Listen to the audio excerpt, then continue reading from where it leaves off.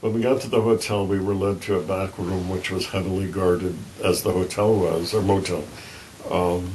We were in Montgomery. To see Martin Luther King. To see Martin Luther King. But we first were first people in the room were C.T. Vivian and Ralph Abernathy.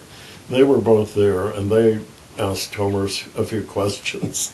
And then Martin Luther King came in.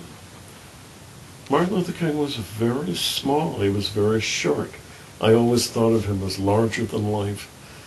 But he was a very small man. And when he shook hands, his hand was very soft, very gentle, as he was. And I was amazed. I didn't know what to expect. Anyway, I was just overjoyed to meet him. And he asked one question of Homer, which is, do the Unitarians want to have a private service? Do they want to leave? Do they want to not march anymore? Do they want to take a breather? Do they want to This is after their friend had been murdered. Since they'd lost a minister, did they want to do something like that? And Homer said, no, we will march, we will continue. We're not going to take a breather, which was really very courageous, but I'm glad they did it. It was the right decision. And I think King was happy that it worked that way, because they then had a memorial service for Jim Reeb in Selma, and there was one in Washington in his home church. And at that point, I then was able to turn around and go home.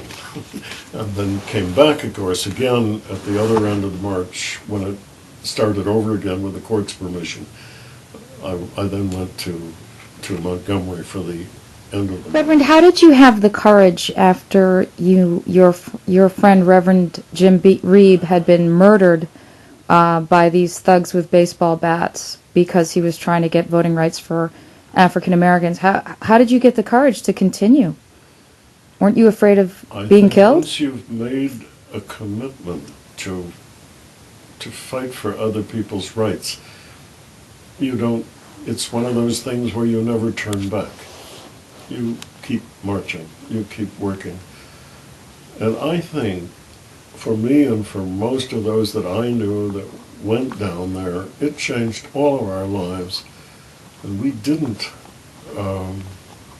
stop marching in one way or another in our home communities and in many, many other ways. In fact, I met Clark Olson. I was just delighted.